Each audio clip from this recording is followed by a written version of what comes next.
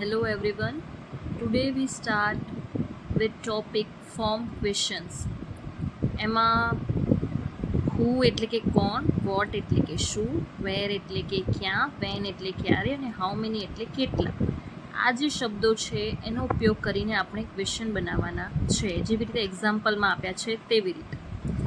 એમાં જે ક્વેશ્ચન તમારે બનાવવાનો છે પહેલાં એ શબ્દ હંમેશા પહેલાં મૂકવાનો છે અને એના બદલેનો જે જવાબ અંડરલાઇન કરેલો આવેલો હોય તે કાઢી નાખવાનું છે અને એના પરથી ક્વેશ્ચન બનાવવાના છે. તો આ ઉદાહરણની જેમ પાછળ આપણે ક્વેશ્ચન્સ બનાવીશું,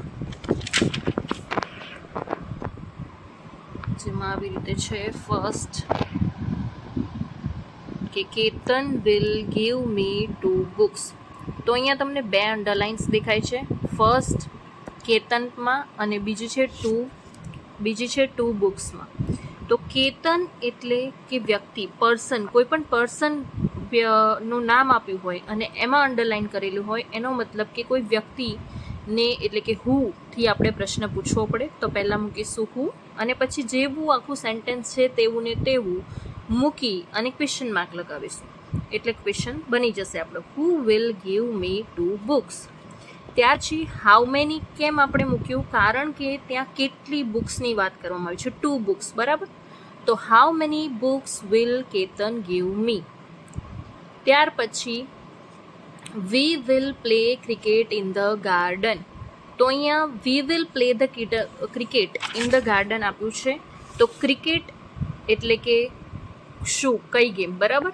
અને બીજું છે ઇન ધ ગાર્ડન એટલે કે કઈ જગ્યાએ.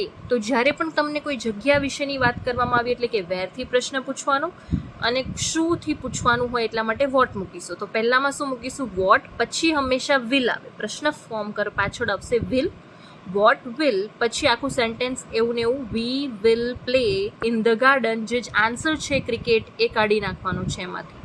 ત્યાર પછી ઇન ધ ગાર્ડન છે એ કાઢી અને ક્વેશ્ચન ફોર્મ કરવાનું એટલે વેર મૂકીશું.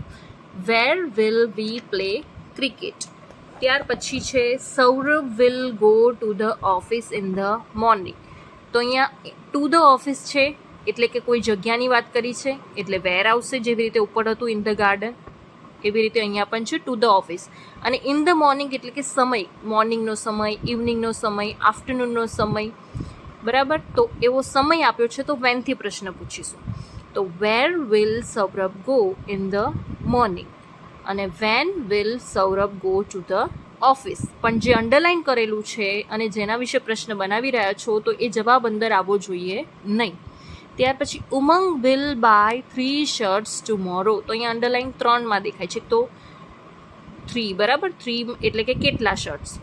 તો હાઉ મેનીથી મૂકીશું how many shirts will Umang buy tomorrow. ત્યાર પછી છે ટુમોરો એટલે કે શું બતાવે છે? સમય. તો સમય બતાવે છે યસ્ટરડે, ટુમોરો, એ સમય દર્શાવશે તો એટલા માટે મૂકીશું when. When will Umang buy 3 shirts. The teacher will teach a poem. તો ટીચર એ વ્યક્તિ દર્શાવે છે, પર્સન, એટલે હુથી પ્રશ્ન પૂછીશું. એમાં તો હુ જ મૂકી અને આખું સેન્ટેન્સ એવું જ મૂકવાનું છે, who will teach a poem. ત્યાર પછી મૂકીશું શું ભણાવશે, બરાબર. તો મૂકીશું what. What will teacher teach.